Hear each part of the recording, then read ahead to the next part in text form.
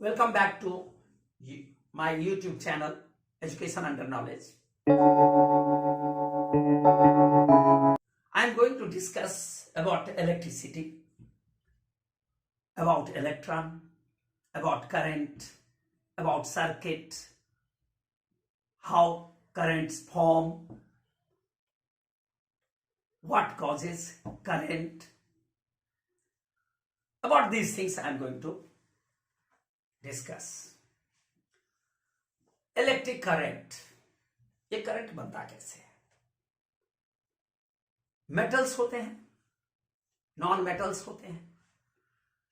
तो मेटल्स में इलेक्ट्रॉन्स होते हैं, नॉन मेटल्स में भी होते हैं, यानी सब्सटेंस. इसको हम एक शब्द में कहें तो सब्सटेंस पर सब आ जाता है. तो उनमें करंट, उनमें इलेक्ट्रॉन होता है. तो जब इलेक्ट्रॉन फ्री होता है तो मूव करता है.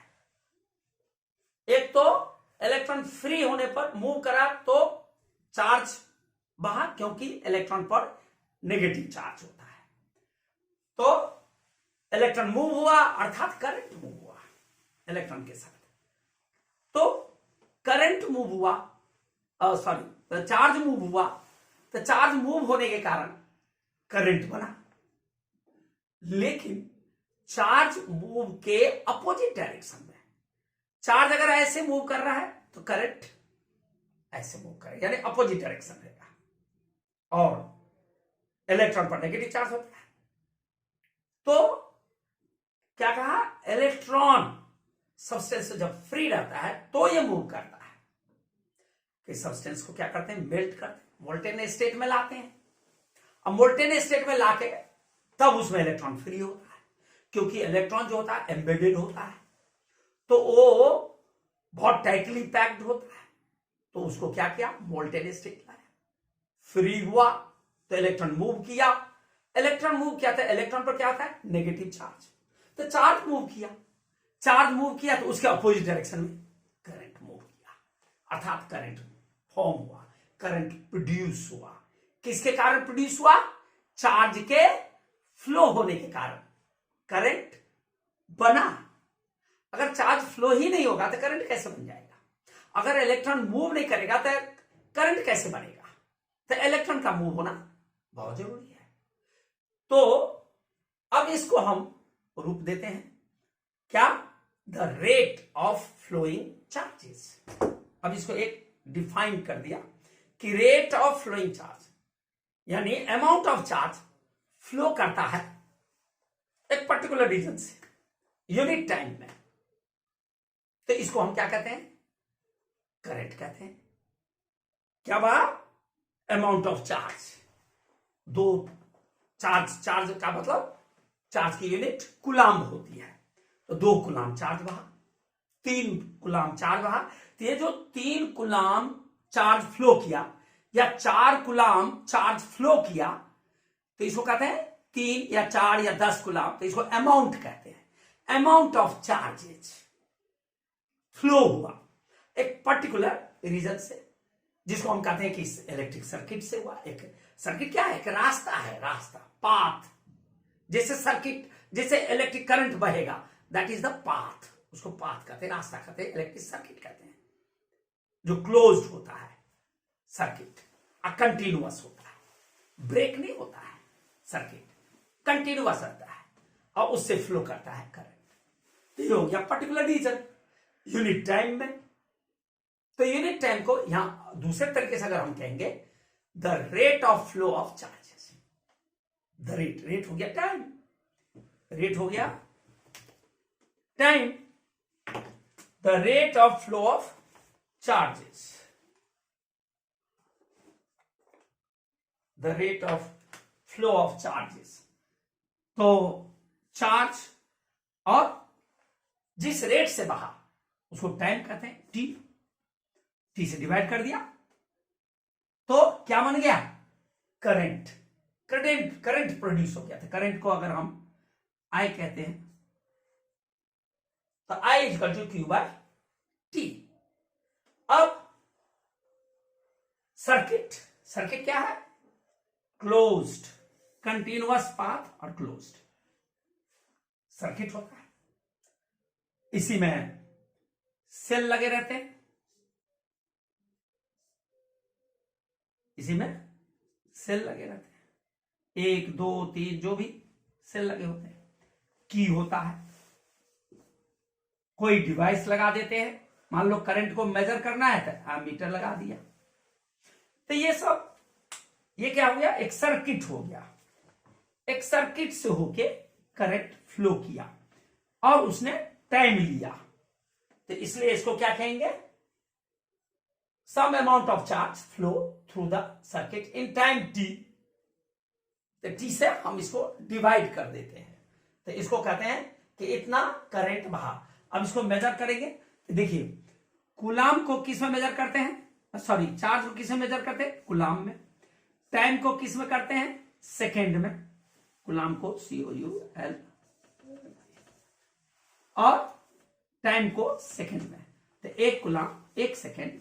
तो और एम्पियर, ये करंट को किस में मेजर करते हैं, एम्पियर में। तो 1 एम्पियर, 1 एम्पियर बराबर क्या हो जाएगा, फिर 1 एम्पियर बराबर हो जाएगा 1C/टाइम यानी सेकेंड। 1 एम्पियर बराबर 1 कूलाम पर सेकेंड हो गया इस यूनिट के हिसाब से। तो इसको डिफाइनिंग कैसे करेंगे, 1 एम्पियर को अगर कहता है डिफाइन करो, 1 एम्पियर को कहता है डिफाइन करो, तो कैसे करेंगे 1 एम्पियर को डिफाइन। तो देखिए 1 coulomb charge, 1 coulomb charge flow किया 1 सेकेंड में, तो 1 एम्पियर करंट फ्लो हुआ। 1 एम्पियर करंट फ्लो हुआ, 1 एम्पियर करंट फ्लो हुआ कब, जब 1 कूलाम चार्ज फ्लो किया 1 सेकेंड में। तो ये हो गया डेफिनेशन ऑफ 1 एम्पियर। तो 1 एम्पियर करंट प्रोड्यूस हुआ। 1 ampere current is produce when 1 coulomb charge flow in 1 second. 1 coulomb charge flow हुआ सर्किट में 1 सेकेंड में, तो कितना करंट प्रोड्यूस हुआ, 1 एम्पियर करंट प्रोड्यूस हुआ। अब इसको ऐसे भी लिख सकता है, आपको ये नहीं देके क्या कह देगा कि 10 coulomb per second current flow हो रहा है, 10 coulomb per second current flow हो रहा है इन ए सर्किट। तो ये किसका वैल्यू हो जाएगा, 10 कूलम पर सेकेंड, ये हो जाएगा आई का वैल्यू। इसको हम 10 एम्पियर भी लिख सकते हैं।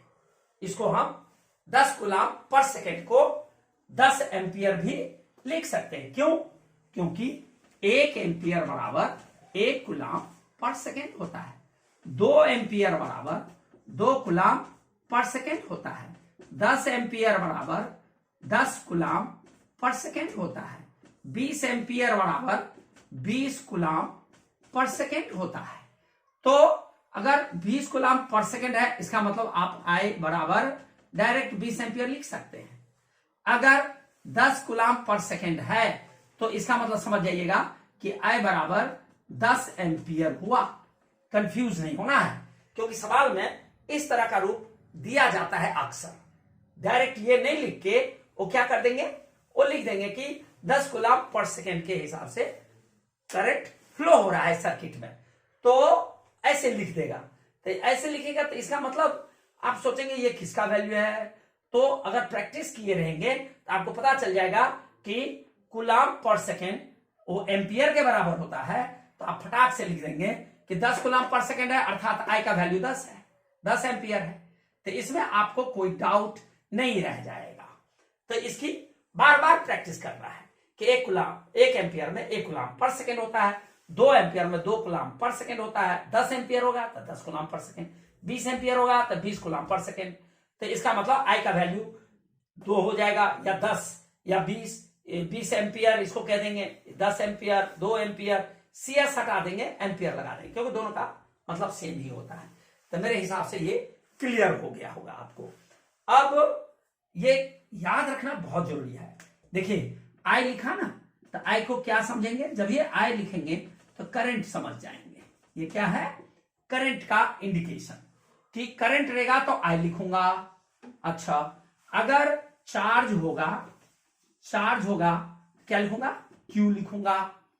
अगर सेकेंड या मिनट या आवर लिखा रहेगा तो समझ जाएंगे वो टी है, उसको सेकंड में चेंज कर लेंगे। मिनट है तो मिनट को सेकंड में, आवर है तो आवर को सेकंड में चेंज कर लेंगे, जैसे सवाल रहेगा उस रूप में। तो ये अक्सर वैसे सेकंड में ही हम चेंज करके, अक्सर क्या हमेशा सेकंड में करते हैं, लेकिन सवाल का रुख निर्भर करता है कैसा है। तो यहां पर अभी तक हमने जो मिनट में था तो उसको सेकंड में किया, आवर में था तो उसको सेकंड में किया, क्योंकि सेकंड में ही लेके, क्योंकि यहां पर फॉर्मूले में सेकंड आया हुआ है, इसलिए मुझे सेकंड लेना पड़ेगा। अगर नहीं आया तो उसको चेंज करके। अब ये चीज याद रखना पड़ेगा, सवाल जब पढ़ेंगे तो उसमें करंट लिखा आएगा, आई नहीं लिखा आएगा। तो करंट रहेगा तो फटाक से आपके दिमाग में कौन जाना चाहिए कि आई का वैल्यू है। चार्ज लिखा आएगा तो फट से आपको समझ में आ जाना चाहिए कि क्यू का वैल्यू है। सेकंड मिनट आवर रहेगा तो टी का वैल्यू है। ये कहानी हो गई करंट के बारे में, करंट कैसे प्रोड्यूस होता है, चार्ज के बारे में, और टाइम के बारे में कि टाइम कितना लगा, कितने टाइम में कितना बहा। तो ये करंट का था, और कहां से, सर्किट से होके निकला। तो ये इलेक्ट्रिक करंट और सर्किट के बारे में ये एक्सप्लेनेशन था। इसको आप बार बार करेंगे कि I current Q charge T time, I current Q charge T time. तो ए इक्वल टू क्यू का इन यूनिट होता है कूलम, टाइम का सेकेंड, और करंट का एक माने एम्पियर। तो एक एम्पियर बराबर एक कूलम बटे एक सेकेंड, अर्थात एक एम्पियर बराबर एक कूलम पर सेकेंड। तो अब ये चीज इसमें अक्सर रहता है, उसको आप आई लिखेंगे और एम्पियर बना देंगे इसको। तो ये था इलेक्ट्रिक सर्किट और करंट के बारे में व्याख्या। अब चार्ज का यूनिट कूलम बताया है। तो एक कूलम चार्ज, कूलम को शॉर्टकट में सी से डिनोट करते हैं। तो एक कूलम चार्ज इक्वल टू कितना होता है, 6 × 10⁻18 इलेक्ट्रॉन।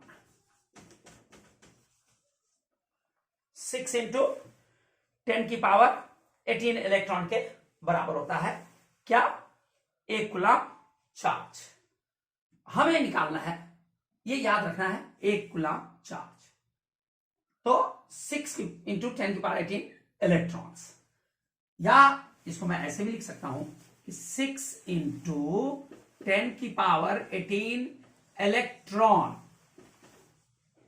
में कितने चार्ज होता है, एक कूलम चार्ज होता है, एक कूलम चार्ज होता है 6 × 10⁻18 इलेक्ट्रॉन पर।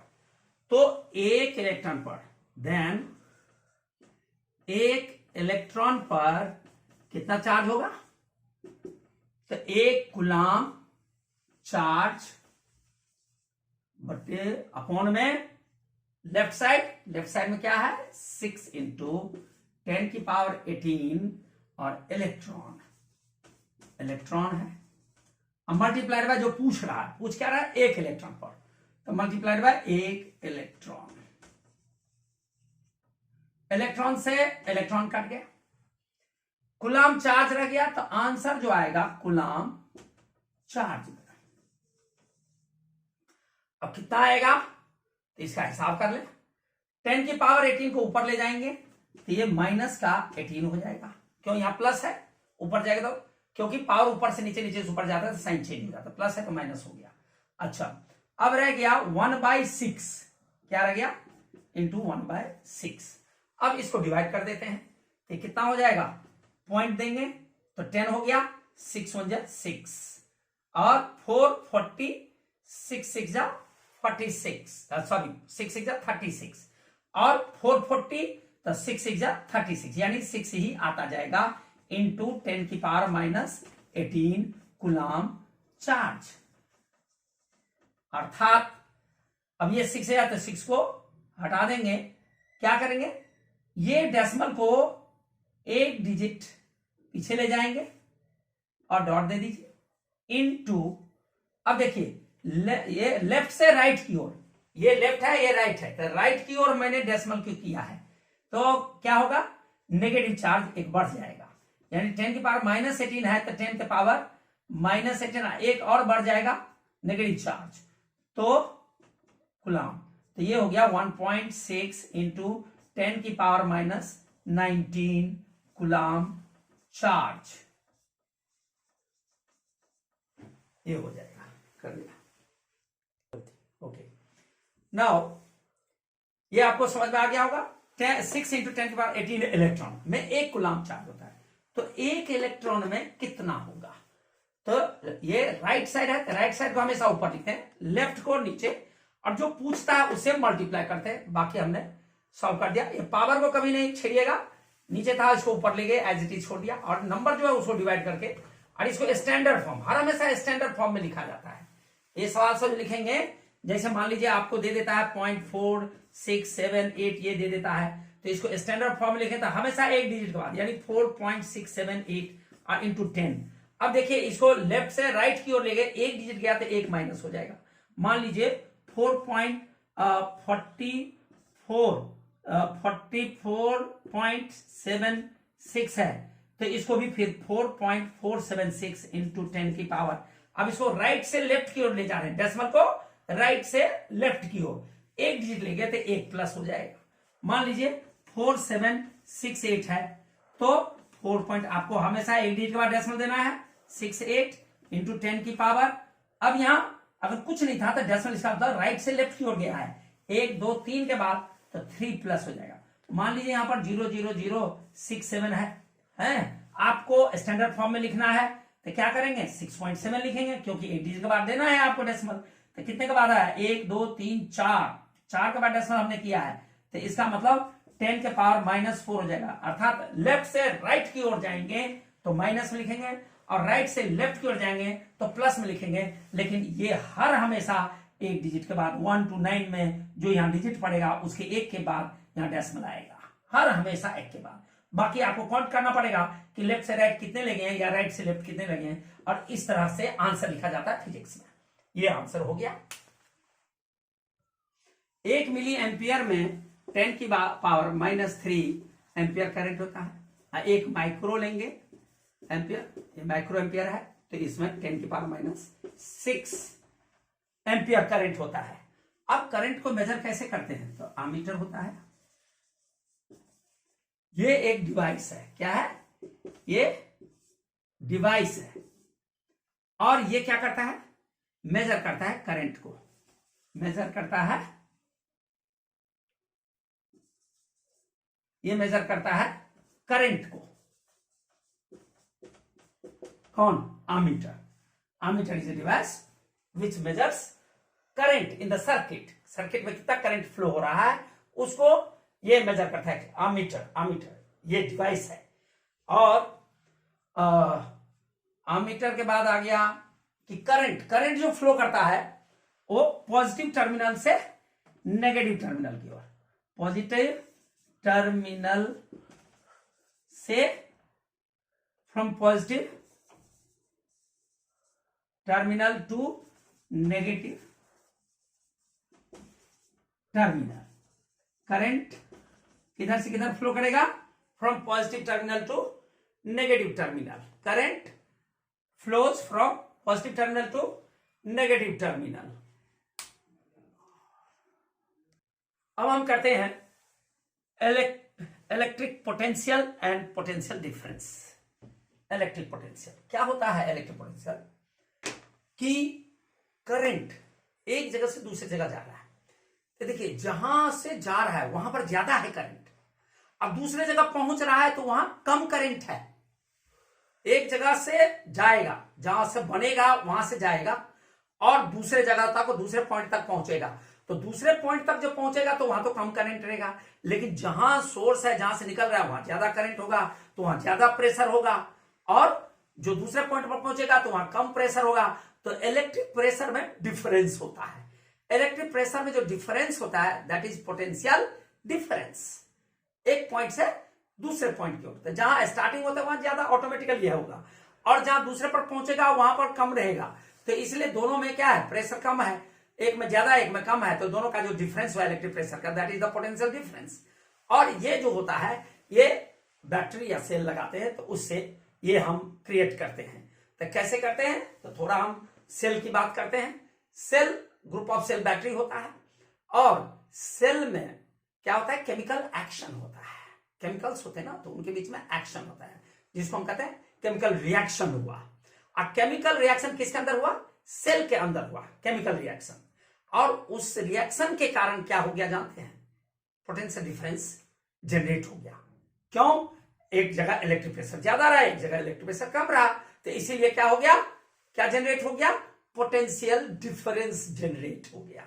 अब पोटेंशियल डिफरेंस जनरेट होने के कारण क्या हुआ, उसने पोटेंशियल डिफरेंस ने सेट कर दिया चार्ज इलेक्ट्रॉन को मोशन में, इलेक्ट्रॉन को मोशन में सेट कर दिया, या कह लीजिए चार्जेस को मोशन में सेट कर दिया। और क्योंकि इलेक्ट्रॉन पर तो चार्ज है, तो इलेक्ट्रॉन सेट हो गया मोशन में, इसका मतलब चार्ज सेट हो गया मोशन में, और इसके कारण क्या हो गया, इलेक्ट्रिक करंट प्रोड्यूस हो गया। इसी कारण इलेक्ट्रिक करंट प्रोड्यूस होता है। तो अब इसको हम ऐसे लेते हैं कि करंट को हम एक पॉइंट से दूसरे पॉइंट पर ले गए, पॉजिटिव से नेगेटिव पर ले गए करंट को।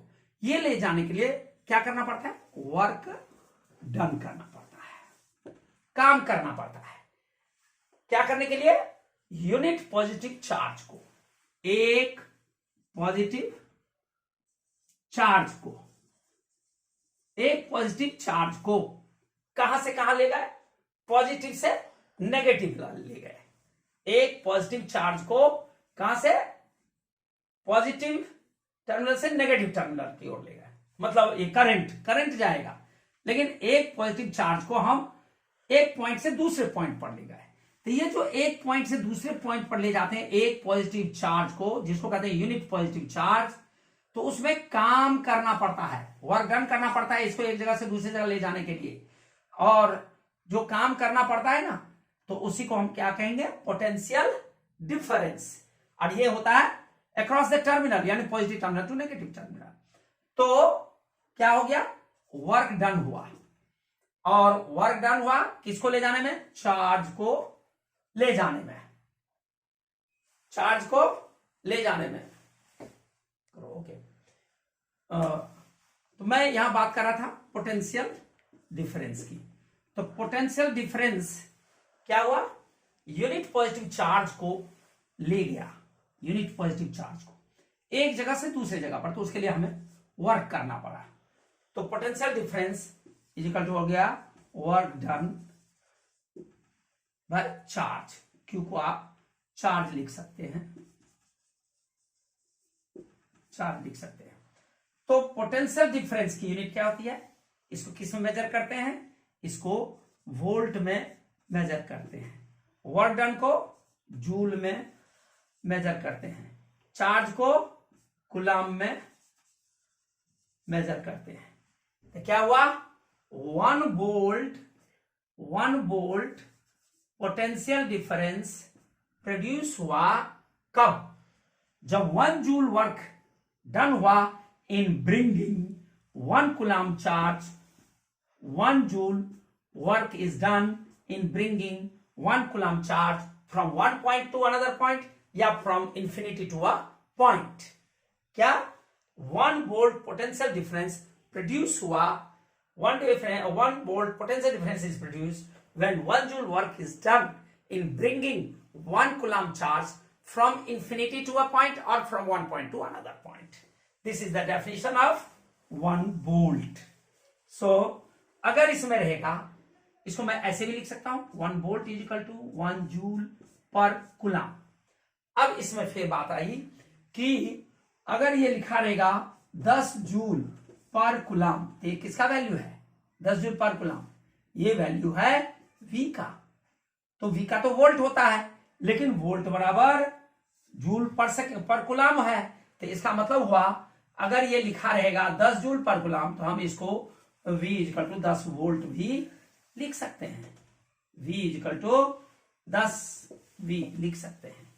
क्यों, क्योंकि 1 वोल्ट बराबर 1 जूल पर सेकेंड है। मान लीजिए 5 जूल पर कूलम है, सॉरी 5 जूल पर कूलम, इसका मतलब ये वोल्ट का वैल्यू हुआ, 5 वोल्ट है ये। ऐसे ही 10 जूल पर कुलाम लिखा रहेगा तो इसका मतलब V बराबर 10 वोल्ट हो गया। पोटेंशियल डिफरेंस को V से डिनोट करते हैं और वर्क डन को W से, पोटेंशियल डिफरेंस को डिनोट करते हैं V से और वर्क डन को W से डिनोट करते हैं और चार्ज के बारे में बता ही दिया था, Q से, चार्ज को Q से डिनोट करते हैं। तो ये चीजें याद रखना बहुत जरूरी है। पोटेंशियल डिफरेंस रहेगा तो आप V लिखेंगे, वर्क डन तो W, चार्ज तो Q। और ये हो गया वैल्यूज कि 10 जूल पर कुलाम है, इसका मतलब 10 वोल्ट हो गया V का वैल्यू। 5 जूल पर कुलाम है, इसका मतलब वोल्ट हो गया 5 वोल्ट हो गया V बराबर पोटेंशियल डिफरेंस। अगर 10 जूल पर कुलाम है तो 10 वोल्ट हो गया पोटेंशियल डिफरेंस बराबर। तो ये पोटेंशियल डिफरेंस के बारे में हुआ, इसके हमने आपको यूनिट बता दिया। और अब इस पर आधारित क्वेश्चन। अच्छा, इसमें एक बात और है, पोटेंशियल डिफरेंस को मेजर किस इंस्ट्रूमेंट से करते हैं? पोटेंशियल डिफरेंस को मेजर करते हैं वोल्ट मीटर से। पोटेंशियल डिफरेंस को वोल्ट मीटर से मेजर करते हैं और ये हमेशा पैरेलल कॉम्बिनेशन में लगता है। वोल्ट मीटर हमेशा पैरेलल कॉम्बिनेशन में लगता है। अमीटर सीरीज कॉम्बिनेशन में लगता है, कनेक्ट होता है सर्किट में, और वोल्ट मीटर पैरेलल कॉम्बिनेशन में लगता है। और वोल्ट मीटर का काम क्या है? पोटेंशियल डिफरेंस मापना, मेजर करना, और अमीटर का काम क्या है? करंट को मेजर करना। जैसे एक सवाल है,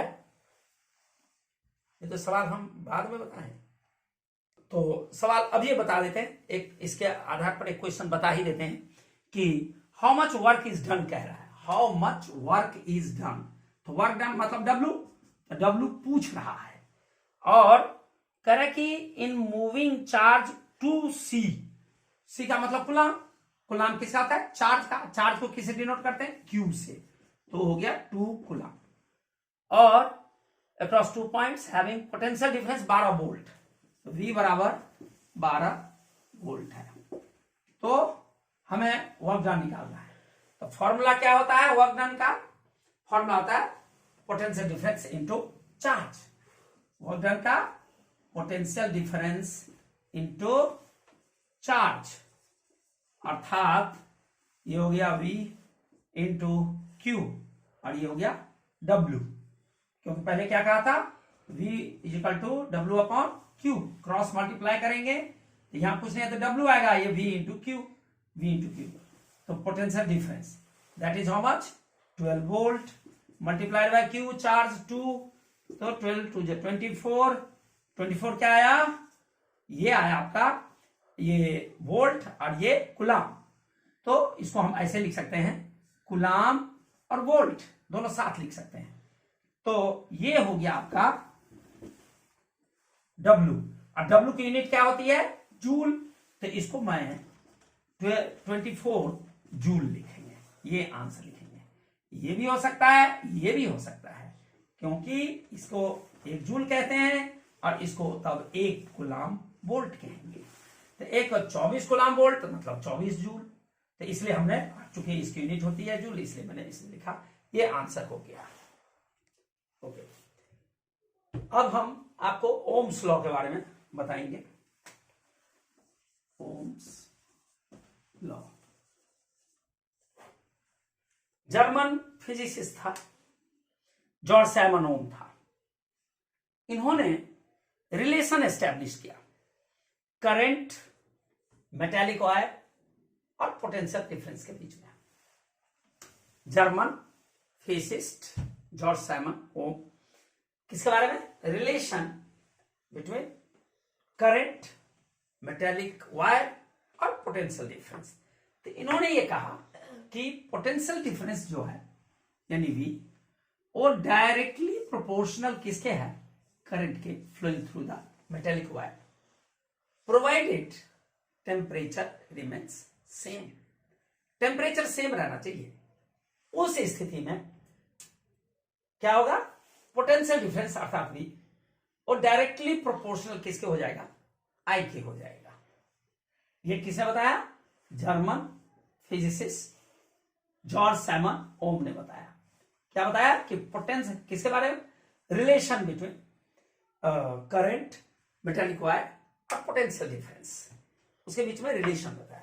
तो इनका कहना क्या कहना है, इनका कहना है कि जो पोटेंशियल डिफरेंस है across the ends of the terminal of the cell वो डायरेक्टली प्रोपोर्शनल है किसके, current flowing through the metallic wire, provided temperature remains same.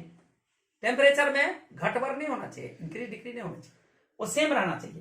तब उन्होंने बताया कि जो पोटेंशियल डिफरेंस है वो डायरेक्टली प्रोपोर्शनल टू करंट होगा। अब इसको, ये जो डायरेक्टली प्रोपोर्शनल, इसको वैरीज कहते हैं, अर्थात V बढ़ रहा है I की ओर, तो अभी फिक्स वैल्यू नहीं है, तो फिर उन्होंने फिक्स किया इसको हटाया और यहां पर R लगाया, था ही, अब ये फिक्स हो गया। R क्या हो गया, वेयर R इज रेसिस्टेंस,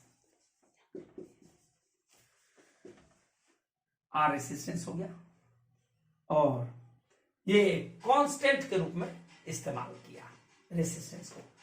तो अब V क्या है, V को मेजर करते हैं वोल्ट में, तो ये 1 वोल्ट पोटेंशियल डिफरेंस प्रोड्यूस हुआ। कब, जब 1 I क्या है, करंट यानी एम्पियर, 1 एम्पियर करंट फ्लो हुआ और रेसिस्टेंस कितना लगा, तो इसकी यूनिट क्या होती है, रेसिस्टेंस की यूनिट होती है, unit of resistance is ohm, OHM, ये बोलते हैं ओम, ये है इसका लेटर। तो 1 ओम और यहां पर लिख दीजिए रेसिस्टेंस। तो 1 वोल्ट पोटेंशियल डिफरेंस प्रोड्यूस हुआ जब 1 ampere current, 1 ampere current flow हुआ और उस मेटेलिक वायर में कितना रेसिस्टेंस प्रोड्यूस हुआ, 1 ओम रेसिस्टेंस प्रोड्यूस हुआ। ये इसका मतलब ये हुआ कि कोई भी जो मेटेलिक वायर है उसमें थोड़ा न थोड़ा रेसिस्टेंस होता है, यानी करंट, इलेक्ट्रॉन जो है वो इलेक्ट्रॉन के विरुद्ध है, थोड़ा न थोड़ा काम, यानी इलेक्ट्रॉन जो मूव करेगा उसको रोकता है, उसी मेटल में होता है, उसी मेटेलिक वायर में होता है रोकने वाला, जो इलेक्ट्रॉन को फ्रीली ना बहने दे। तो कुछ न कुछ होता है रेसिस्टेंस। तो इसीलिए करंट क्या होता है, निर्भर करता है रेसिस्टेंस पर कि रेसिस्टेंस कितना है उस मेटेलिक वायर में, उतने ही उस करंट को बहने से रोकेगा। तो ये रोकने का काम करता है। अगर मान लीजिए बहुत ज्यादा रेसिस्टेंस हो गया तो करंट बहेगा नहीं, तब तो इंसुलेटर का काम कर जाएगा। तो कुछ होता है, तो इसलिए थोड़ा सा होता है, तो इसलिए उसको गुड कंडक्टर ऑफ इलेक्ट्रिसिटी कहते हैं। और बैड कंडक्टर हुआ जिसमें बिल्कुल ही इलेक्ट्रॉन मूव नहीं करा तो करंट बहेगा नहीं, तो इसलिए उसको इंसुलेटर कहते हैं। तो 1 वोल्ट क्या हुआ, पोटेंशियल डिफरेंस प्रोड्यूस हुआ जब 1 एम्पियर करंट, 1 एम्पियर करंट बहा और उस मेटेलिक वायर में रेसिस्टेंस प्रोड्यूस कितना था, 1 ओम रेसिस्टेंस उस मेटेलिक वायर में था। अब है V इक्वल टू RI हुआ, तो I इक्वल टू कितना हो जाएगा, V अपॉन R हो जाएगा, that is 1/R into V कर दीजिए। अगर मैं V को हटा दूं तो क्या हो जाएगा, I इनवर्सली प्रोपोर्शनल हो जाएगा इसके। तो इसका मतलब क्या हो गया, क्योंकि मैंने V को हटा दिया है तो अब इनवर्सली प्रोपोर्शनल हो गया। अब इसमें क्या होगा जानते हैं, अगर रेसिस्टेंस बढ़ेगा तो करंट घटेगा। जैसे अब यहां पर R अगर मैं ले लेता हूं 1, तो कितना हो जाएगा, I जो वैरी करेगा 1/1, अर्थात 1 एम्पियर के बराबर होगा, लगभग 1 एम्पियर के बराबर होगा। अगर रेसिस्टेंस मैं 2 ले लू, ये ओम है, 2 ओम ले लू तो I इक्वल टू हो जाएगा 1/ इसके जगह पर 2। अगर मैं रेसिस्टेंस 3 ओम ले लू तो I बराबर हो जाएगा, मैंने I इजिकल ये वेरीज 1 आर की जगह पर 3 हो जाएगा। अगर रेसिस्टेंस मैं 4 ओम ले लूं तो आई वेरीज 1/4 हो जाएगा। अब ध्यान दीजिए क्या हो रहा है, रेसिस्टेंस बढ़ रहा है, रेसिस्टेंस बढ़ रहा है। जैसे 1 लिया था तो ये करंट कितना लगा हुआ 1, ये भी 1 ही के लगा हुआ, यहां इक्वल रहा। लेकिन इसके आगे देखिए, जब ये 2 हो गया तो करंट कितना हो गया, ये करंट है हाफ हो गया। जब रेसिस्टेंस 3 हुआ तो करंट कितना हो गया 1/3 हो गया। जब रेसिस्टेंस 4 हुआ तो करंट कितना हो गया, चौथा हिस्सा हो गया, 1/4, 1/4 पार्ट हो गया। अर्थात करंट घटता गया, करंट क्या हुआ, डिक्रीज होता गया, करंट डिक्रीज हुआ और रेसिस्टेंस इंक्रीज हुआ। रेसिस्टेंस इंक्रीज होता गया तो करंट डिक्रीज होता गया। इसको अपोजिट कर दीजिए, करंट रेसिस्टेंस को घटा दीजिए, ऐसे ऊपर की ओर जाइए। पहले 4 रखेंगे, फिर 3, फिर 2, फिर 1। तो कहने मतलब इस डायरेक्शन में जाएंगे तो ये डिक्रीज होता जाएगा, इस केस में ये डिक्रीज होगा। तो इस केस में डिक्रीज होगा तो इस केस में क्या हो जाएगा, फिर ऊपर की जाती है इंक्रीज हो जाएगा, करंट इंक्रीज होता जाएगा। डाउनवर्ड में जाएंगे तो करंट डिक्रीज होगा और रेसिस्टेंस इंक्रीज होगा। अगर अपवर्ड में जाएंगे तो रेसिस्टेंस डिक्रीज होगा तो करंट इंक्रीज होगा। तो ये बात याद रखना बहुत जरूरी है, बहुत बेहद जरूरी है। और अगर हम पोटेंशियल डिफरेंस के बारे में लें तो इसमें क्या होगा, डायरेक्टली प्रोपोर्शनल है, ये इनवर्सली उल्टा है, ये डायरेक्टली है। अगर वोल्टेज बढ़ेगा करंट बढ़ेगा, वोल्टेज कमेगा मैंने वोल्ट कमेगा तो करंट भी कम होगा, डिक्रीज होगा, क्योंकि डायरेक्टली है। इंक्रीज में इंक्रीज, डिक्रीज में डिक्रीज, पोटेंशियल और ये करंट का। लेकिन रेसिस्टेंस का क्या होगा, अगर बढ़ेगा रेसिस्टेंस तो कम करंट जाएगा और रेसिस्टेंस कम होगा तो करंट बढ़ेगा। अब है कि वेरिएबल रेसिस्टेंस। तो वेरिएबल रेसिस्टेंस क्या होता है, कंपोनेंट को, एक कंपोनेंट है दैट इज वेरिएबल रेजिस्टेंस, इसको इस्तेमाल करते हैं करंट को रेगुलेट करने के लिए। लेकिन करंट जो रेगुलेट होगा, नियमित होगा, लगातार होगा, उसके लिए क्या करते हैं, वोल्टेज को बिना चेंज किए हुए करते हैं। एक कंपोनेंट जो यूज करते हैं रेगुलेट करने के लिए करंट को, बिना वोल्टेज सोर्स को चेंज किए, वोल्टेज सोर्स को बिना चेंज किए हुए रेगुलेट करते हैं करंट को एक कंपोनेंट के द्वारा। तो वो कंपोनेंट क्या होता है, वेरिएबल रेसिस्टेंस होता है वो कंपोनेंट। और ये रियोस्टेट एक होता है।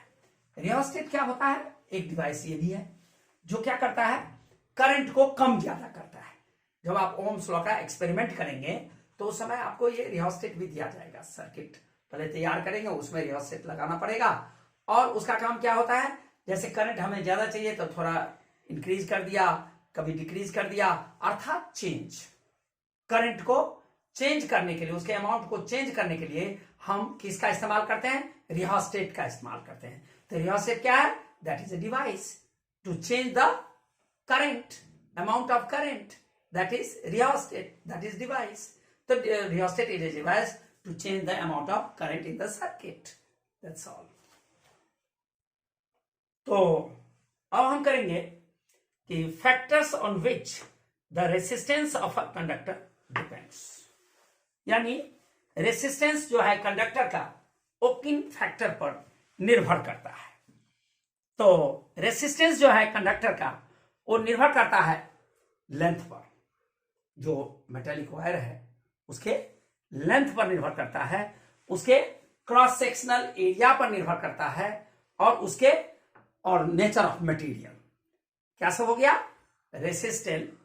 रेसिस्टेंस डिपेंड करता है किस किस पर, लेंथ पर, जो कंडक्टर जो मेटेलिक वायर है उसके लेंथ पर, और उसकी क्रॉस सेक्शनल एरिया पर, यानी वो बड़ा है छोटा है, क्रॉस सेक्शनल एरिया, तो उस पर निर्भर करता है, और वो कैसा मटेरियल है, उसका नेचर कैसा है। तो इन तीन बातों पर क्या निर्भर करता है, रेसिस्टेंस ऑफ द मटेरियल। अब ये जो रेसिस्टेंस होता है यूनिफॉर्म मेटालिक कंडक्टर का रेसिस्टेंस, इसको हम थोड़ा सा कैलकुलेशन करते हैं। जो रेसिस्टेंस होता है यूनिफॉर्म मेटालिक कंडक्टर, वो resistance directly proportional to length होता है। Resistance directly proportional to length होता है, और यही resistance inversely proportional to cross sectional area होता है। यही resistance inversely proportional to cross sectional area होता है। तो इन दोनों को अगर हम कंबाइन करेंगे तो resistance varies L into 1/A, अर्थात रेसिस्टेंस अब इक्वल टू, अगर इस वैल्यूज को हटाओ, क्यों? क्योंकि कोई फिक्स वैल्यू तो चाहिए, तो उसके लिए साइंटिस्ट ने पता लगाया कि हम क्या फिक्स वैल्यू डालूं जिससे कि इक्वल साइन लिख सकूं। तो यहां पर उन्होंने रो का आविष्कार किया, और रो इंटू L/A हो गया, तो ये आ गया रेसिस्टेंस। तो अब इसमें क्या पता लगा कि एरिया, क्रॉस सेक्शनल एरिया फिर बढ़ेगा तो रेसिस्टेंस घटेगा। क्रॉस सेक्शनल एरिया मान लीजिए R वेरीज 1/A, जैसे यहां पर हमने लिखा है 1/A, और A क्या हो गया? एरिया। अगर मुझे एरिया 2 आता है, 2 मीटर स्क्वायर, तो क्या हो जाएगा? रेसिस्टेंस 1/2 हो जाएगा, आधा हो जाएगा। यानी क्रॉस सेक्शनल एरिया को डबल किया तो क्या हो गया?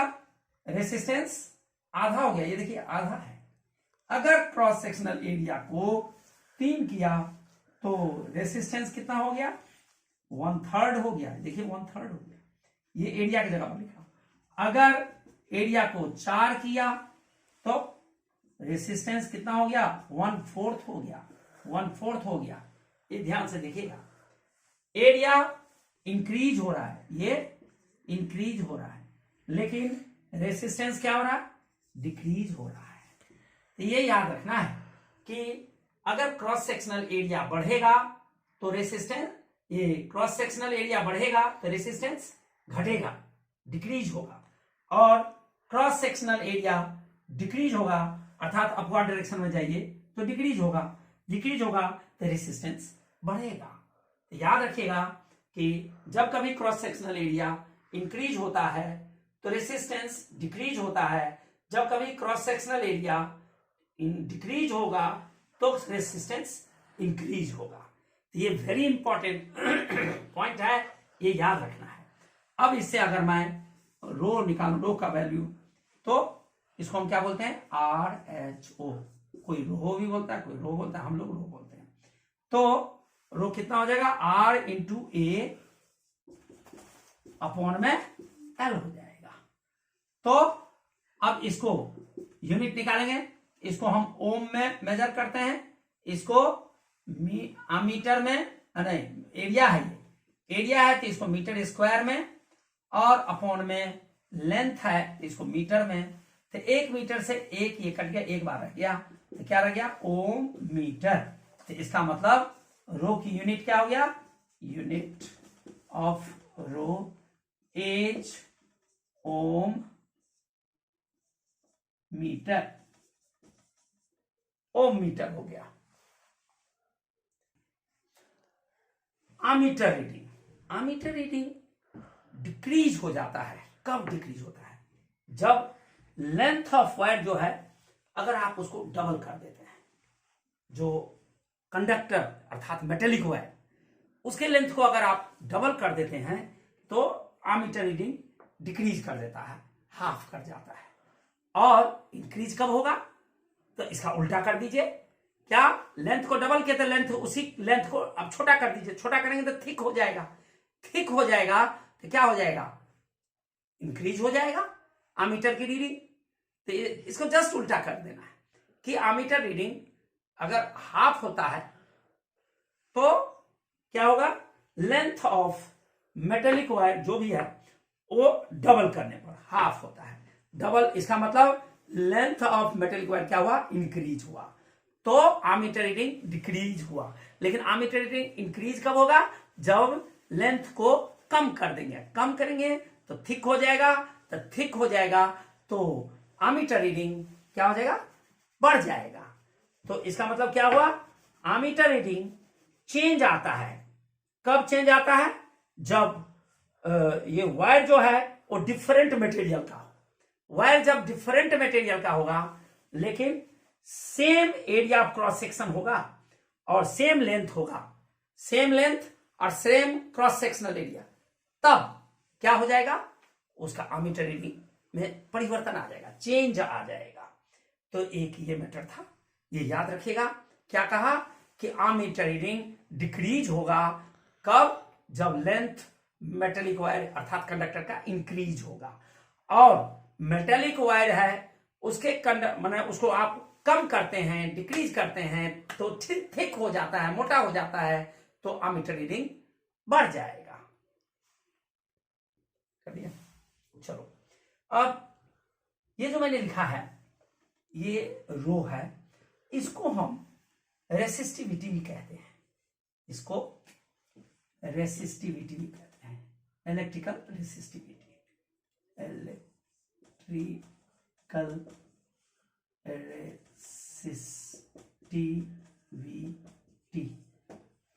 इसको हम कांस्टेंट प्रोपोर्शनैलिटी भी कहते हैं। कांस्टेंट प्रोपोर्शनैलिटी को इलेक्ट्रिकल रेसिस्टिविटी कहते हैं। क्या, कांस्टेंट प्रोपोर्शनैलिटी, इस रो को। तो इसका नाम क्या है, इलेक्ट्रिकल रेसिस्टिविटी। इसको किस में मेजर करते हैं, ओम मीटर में मेजर करते हैं इसको। तो मेटल्स जो है और एलॉयज, तो एलॉयज क्या है, उसमें भी मेटल्स हैं, 2 होंगे 3 होंगे। तो एलॉयज और मेटल्स में दोनों में रेसिस्टिविटी क्या होता है, कम होता है।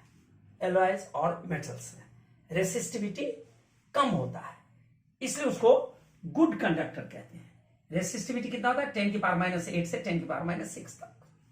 ओम मीटर है, ये भी ओम मीटर है। कितना से कितना तक होता है, 10⁻⁸ से 10⁻⁸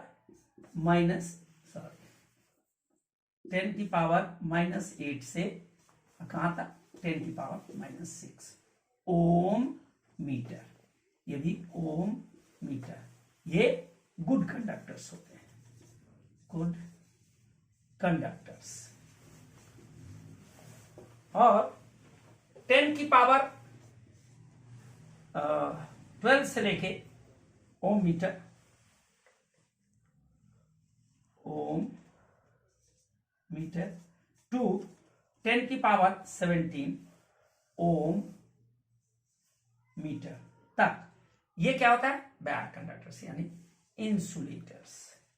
इंसुलेटर्स यानी जैसे ग्लास है, प्लास्टिक है, रबड़ है, तो इन सब का जो रेसिस्टिविटी होता है वो 10⁻12 से लेकर 10⁻17 मिलीमीटर तक होता है, इसलिए इनको इंसुलेटर्स कहते हैं। और इनको गुड कंडक्टर्स कहते हैं। 10⁻⁸ ओम मीटर से लेके 10⁻�6 ओम मीटर तक इनको गुड कंडक्टर्स कहते हैं। अर्थात मेटल्स की बात मैंने किया, एलॉय की बात किया कि मेटल और एलॉय जो होते हैं ये इन लो रेसिस्टेंस होता है इसलिए गुड कंडक्टर होता है, इसमें हाई रेसिस्टेंस होता है इसलिए बैड कंडक्टर अर्थात इंसुलेटर कहेंगे, इंसुलेटर्स होते हैं। कर दिया। रेसिस्टेंस, रेसिस्टिविटी और रेसिस्टेंस ये दोनों किसी भी मटेरियल का वैरी करता है। अगर टेम्परेचर ज्यादा होगा तो रेसिस्टिविटी पर असर पड़ेगा, रेसिस्टेंस पर भी असर पड़ेगा, चेंज हो जाएगा। तो जैसे एलॉय है, एलॉय की जो रेसिस्टिविटी होती है वो अक्सर हायर होती है, किससे, मेटल, कॉन्स्टिट्यूएंट ऑफ मेटल से। तो एलॉय ऑक्सीडाइज इतना आसानी से नहीं होता, जलता इतना आसानी से नहीं है। ऑक्सीडाइज मतलब जलना, जलता इतना आसानी से नहीं है। कौन, एलॉयज। इवन हाई टेम्परेचर पर।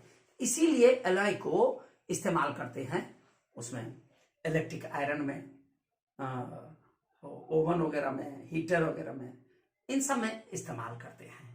और क्योंकि ऑक्सीडाइज नहीं होता है एलॉय जो है, इसीलिए हीटिंग डिवाइस के रूप में। और कॉपर जो है और एल्यूमिनियम, इनके जो वायर्स होते हैं इनको ट्रांसमिशन लाइन के रूप में इस्तेमाल करते हैं। और फिलामेंट के रूप में इस्तेमाल करते हैं टंगस्टन वायर को, क्योंकि टंगस्टन वायर का जो मेल्टिंग पॉइंट है वो 3380 डिग्री सेल्सियस है। तो इतने पर जाके वो मेल्ट होगा, जब इतना टेम्परेचर होगा तो उतना तो पहुंचता ही नहीं है। तो इसीलिए इसका इस्तेमाल फिलामेंट के रूप में टंगस्टन वायर का करते हैं। और कॉपर वायर जो एल्यूमिनियम, वो बता दिया ट्रांसमिशन लाइन के रूप में होता है। ट्रांसमिशन